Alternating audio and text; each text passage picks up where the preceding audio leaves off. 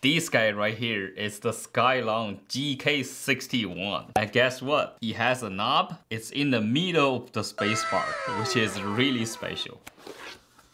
Ooh, we got a really nice case right here, guys. Our menu is on this sheet of paper.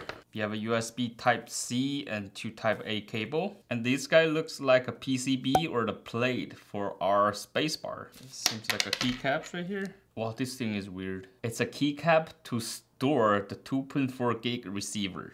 That's what I'm guessing right now.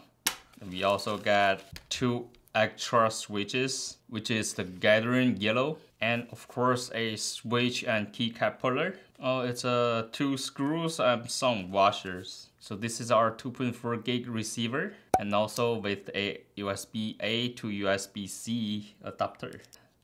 Yep, there we go. And also it got a magnetic in there, so when I put it here, it got stuck in there. Few actual keycaps. Oops. These are double shots. PBT materials. That's already a lot of accessories. Let's take a look. The keyboard. Ooh, very simple and unique looking. Take a look at this. Is this a spacebar?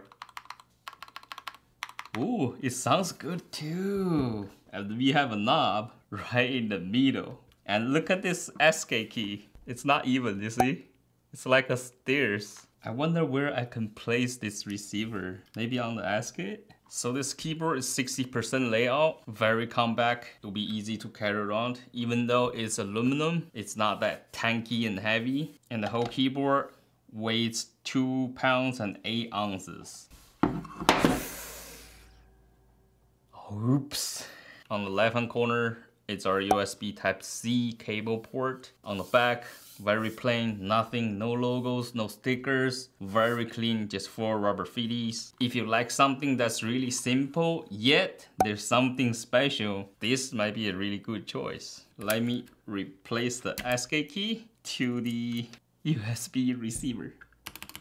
That looks pretty damn cool. So this guy is what I thought to make it a bigger spacebar. But since this unique looking is pretty good, I'm gonna keep like these. As you can tell, these are factory looped, so it's pretty smooth. And also we do have RGB lights in there, which are facing north. And these switches does have the lining structure that will make the RGB looks more nicer. I wonder where is the power button?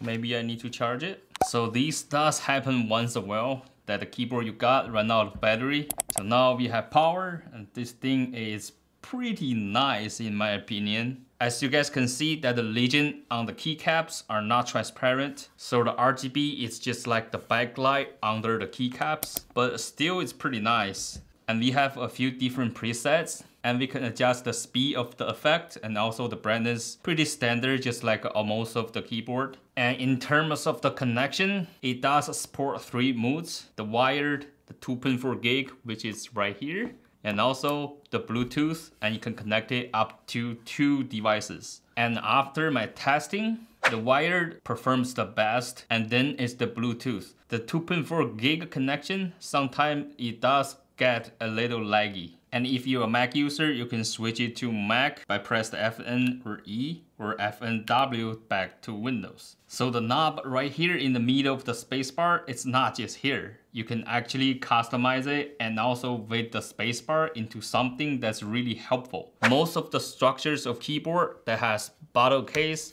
and top case, but this one, it's just one piece. So I guess to remove everything, we need to get into some screws that's under the keycaps right here. But before that, let's hear it, see if it's worth our time to open it. I can hear some metal echo on the top row, the numbers. The rest are fine. So we're gonna open it right now, take a look what we can do to improve the top row, and also what kind of structures are in this one-piece keyboard. And here are 2 different sizes screws. The bigger ones has a ring, a rubber ring on it. I think this is what they call the old ring gasket structure. Here are the solid columns. in between the PCB and the plate. A small battery that's 1900 mAh only. So the stabilizers are plate mounted. I'm gonna just tape the top part.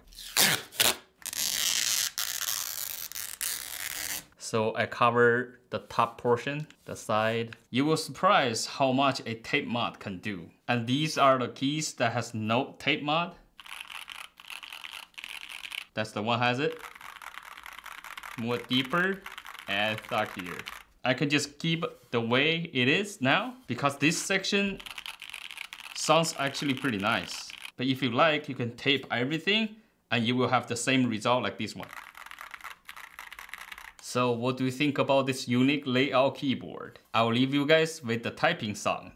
Happy typing!